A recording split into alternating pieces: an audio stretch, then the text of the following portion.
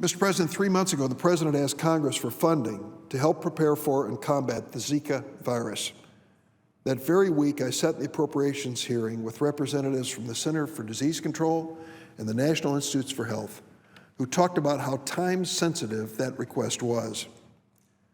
In the 13 weeks since that hearing, Republicans have put up roadblocks, set preconditions, and really mocked the administration for arguing that there was urgency to fight the Zika virus, a virus which is dangerous for pregnant women, children, and many others. Well, what's happened in the 13 weeks while the President's request for $1.9 billion has languished before the Republican-controlled Congress? Over 1,100 Americans in 43 states, Washington, D.C., and 3 U.S. territories, including over 100 pregnant women, have contracted the Zika virus. 6 more have contracted Guillain-Barré syndrome, an autoimmune disorder that can cause paralysis and death. Recently, the first Zika-caused death was reported in Puerto Rico.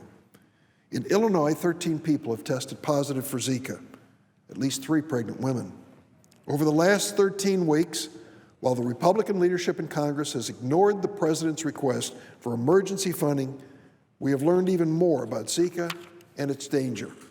We now know it's linked to serious neurological damage and birth defects.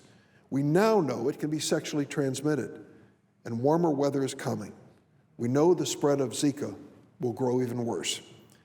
It seems like everyone across the world recognizes the urgency of this public health threat to the United States, except for the Republicans in Congress.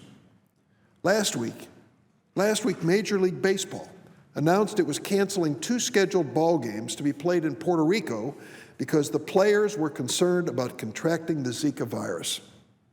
I spoke with CDC Director Tom Frieden 2 weeks ago. He told me this is no way to seriously fight a public health danger. We need a multi-year commitment so CDC, NIH, public health departments can begin studies to understand the risks to others, improve our surveillance system, study how long these mosquitoes actually carry the virus, and develop a vaccine as quickly as possible. The CDC takes this seriously. The Center for Disease Control is the front line of defense of the United States of America when it comes to public health danger. And how seriously do they take the Zika virus? They have dedicated 1,000 staff members to fighting it. They understand this is a public health emergency, and we have a limited opportunity to catch up and try to stop its spread. Last week, I held a roundtable event in Chicago with local health department officials, medical professionals, vector control experts. They're doing everything they can to prepare for Zika in high-risk areas, laying traps to collect mosquitoes for testing, ramping up health communications to providers and the public. And we're lucky, because in our part of the United States, there's no evidence of the mosquito that's the carrier. However, travelers who've contracted the virus in other places can bring it back to our region, and they can be the carriers for it to be spread to other people.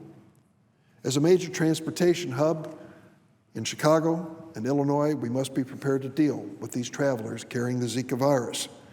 I have the highest confidence in our state and local health officials, but they need a helping hand.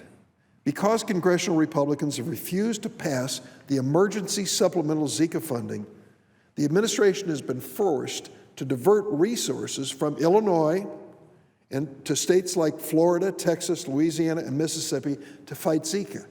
We're taking public health resources out of other states to send them to the frontline states on the Zika virus. I understand it, but it's totally unnecessary.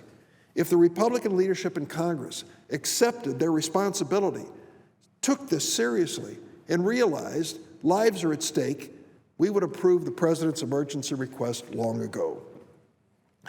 My state of Illinois, city of Chicago, just lost a total of $2 million in CDC public health emergency preparedness grants, money diverted from our states to deal with our local public health challenges to the Zika virus frontline states. As the Illinois Public Health Director told me, quote, "We don't get to be 8% less prepared, even with 8% less money from the CDC." Health departments across Illinois use these grants to prepare and respond to outbreaks of all kinds, such as Ebola, Zika, and a new bacterial outbreak, Elizabethiana. Already that's taken 6 people's lives in my state. So we're removing the money to protect the people in Illinois to go to the front line of the Zika virus attack because the Republican majority in Congress will not approve the president's emergency supplemental request. Robbing Peter to pay Paul is short-sighted.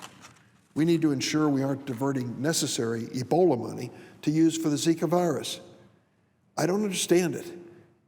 In the last election, many Republicans were making a big issue about Ebola and its threat to the United States. And now they're so sanguine and so calm to take the money away from protecting us from the spread of Ebola and spend it on Zika on a temporary basis because they won't address the serious threat of both problems. The CDC, incidentally, is reporting new flare-ups of Ebola in Guinea after learning the virus can stay in a man's system for over a year. Just because it may not be front-page news anymore, the Ebola crisis, incidentally, is not over. Funding is still needed. We've seen Zika coming for many months. We were warned, and we've had the administration's detailed, comprehensive plan sitting on the desk of the Republican leaders of the House and Senate.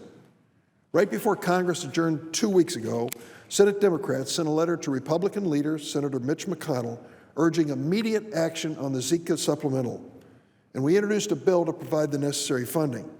We tried to bring it up. We were blocked by the Republican leadership. So what do the Republicans think we should do? Send a memo to mosquitoes telling them not to buzz and bite until they get around to funding the president's emergency request?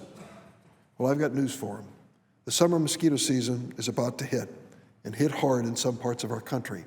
And where this mosquito that carries the Zika virus can be found, people will be in danger. Researchers at NASA have forecasted that by midsummer, cities nationwide, St. Louis, Kansas City, New York City, not just southern cities like Miami and Houston, could possibly be a venue for these Zika-carrying mosquitoes. They found that not just geography, but rainfall, transportation hubs, and challenging socioeconomic conditions translate to less air conditioning, worse housing infrastructure. They can all contribute to the presence of these mosquitoes. We're learning more and more about Zika. The cases are growing. As we near the summer travel season, and we start hearing more about the Rio Olympic Games, inaction and further delay will put many women, particularly childbearing women, and their kids in danger. I urge my Republican colleagues in both chambers, work with us to approve this money this week before it's too late.